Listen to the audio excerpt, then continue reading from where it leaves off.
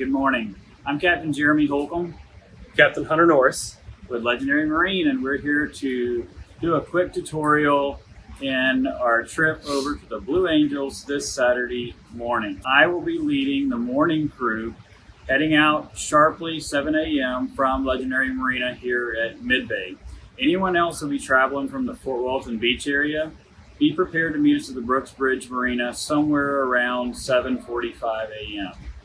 We'll make our way through the Intercoastal Waterway. We'll try to stay together as a bunch, but if you've been before, you'll know that there's just a ton of traffic, a lot of wake, and we want to make sure you guys stay safe. So use your own discretion as you travel through the markers. If you have any questions on the markers, make sure that you spend time looking at your charts, knowing ahead before you go.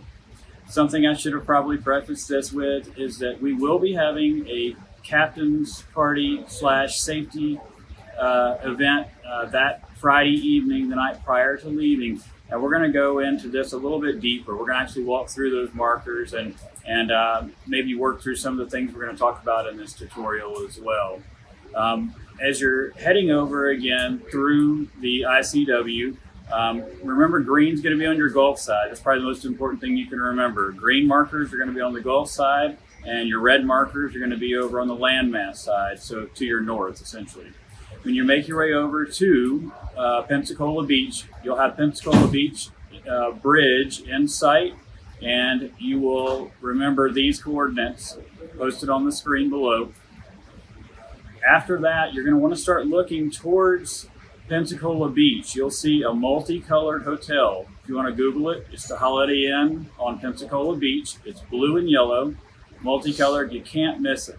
At that point, you can either look for your coordinates, latitude and longitude, or you can simply look for the giant legendary flags and banners up close to the beach. As you make your way in, you'll look for the flags, banners, and slowly approach in towards the sandbar. You can't miss it. If you don't have polarized glasses, make sure those are handy at least for your venture in to see your way close to the sandbar. Monitor the tides as well for that day.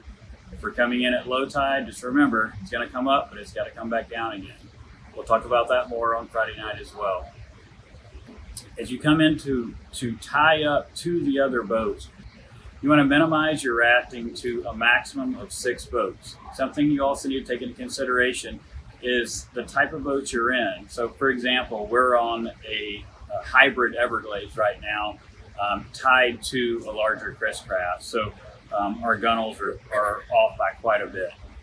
Fendering is going to be crucial. So if you can find a boat that gunnels are near level to one another, it's going to be a lot friendlier during the day.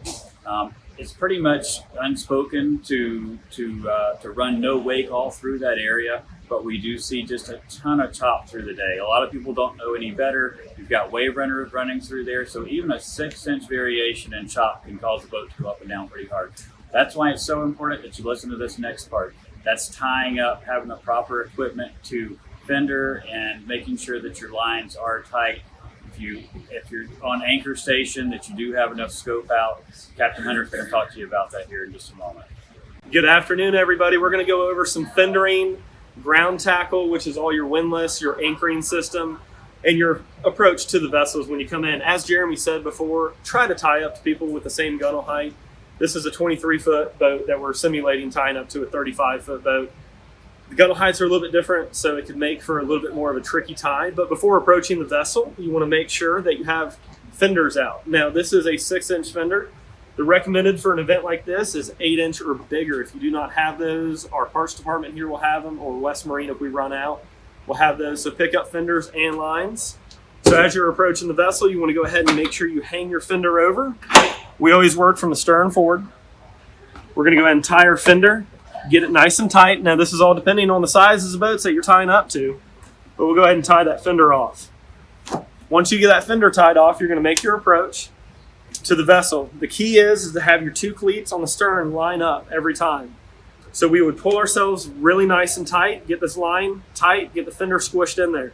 If you have the fender too low, it's going to float in the water. It's not going to do anything for you. If you have it too high, you have the possibility, as Jeremy was talking before, there's going to be a lot of chop out there, that fender could pop out. So just keep an eye on your fenders. You might have to adjust it a little bit when you're out there. But get that stern line in, bring it in nice and tight as you can, and get everything secured. Now, If you have bigger lines and everything like that, and you're not tying, you don't have enough room to your cleat to tie your fender, what you can do is a clove hitch. Now, if you guys, again, we suggest you come Friday night. I'll be there, myself, Jeremy. We'll go over some knots that you can learn, but you can always tie a clove hitch to your railing. That will free up your cleat space a little bit more. So that's a knot. If you're not going to make it, go look it up. It's a great knot to tie, and it'll secure right on your railing. So we're going to talk about anchoring up now. So when you get out there, the depths are going to be from 3 to 9 foot. Normal standards is 7-to-1 ratio on your anchoring, but we're going to go ahead and increase that to 10-to-1 ratio. So for every foot of water you're in, we want to see 10 foot of line out. So 3 foot of water, 30 foot of line, 6, 60, and so on and so forth. So with that being said, there's multiple ways. A lot of you might have a windlass system like here, or you might have a ground anchor that's done by hand. So we're going to go into that. So when you get there, remember, if you're going to be parked next to your friend, you want to go 60 foot forward if you were in 6 foot of water, 30 foot forward if you're in 3 foot of water, drop your anchor, and then ease back to the boat you intend to side tie to. Once you're back and you get everything tied up, please don't forget, everybody tie your windlass line off to the cleat, as shown here, and let that work. Don't put all your pressure on your windlass. Check your anchor. When you anchor up, always get a reference point, look to the shoreline, find a hotel, sit in the same spot, a tree, it could be anything. Make sure you're not drifting. For the anchoring, like Jeremy said, we're only doing 6 boats. 2 outsides need to have an anchor, and the center needs to have an anchor. The other boats are not required to have an anchor, and that should hold you guys just fine. When you're going to leave, untie your line. Now, when you start to bring it up, bump the motor forward. If it's not working, you have a tool in your boat. This is your windlass tool. Your clutch might be loose. So if your line's not coming up, tighten that clutch down, and then it should start to bring your line in. At the end of the day, once you got your line and anchor up, don't forget your safety chain. All right, guys, something else we want to talk about before we close here is departing the actual event. So there's going to be so many boats going in so many different directions. It may not be a bad idea for us to allow some of the boats to depart, make their way back to the east and the west down the ICW before we pull our anchors. It may make it a little bit longer and wait, but it'll save us a lot of headache and trauma inside the wake on the way back to Destin or to the marina. So as we do leave, we need to keep in mind, as we're 6 tight, we want to let the outside boats leave first, of course.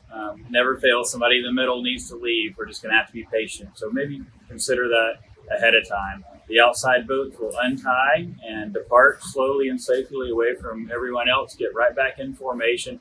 And then I'll just remind you to watch other boats' wakes. Remember, there's 50, 60, 70 footers that are running, 25 to 30 knots through the ICW. So be mindful of the wake and the safety of your crew on board.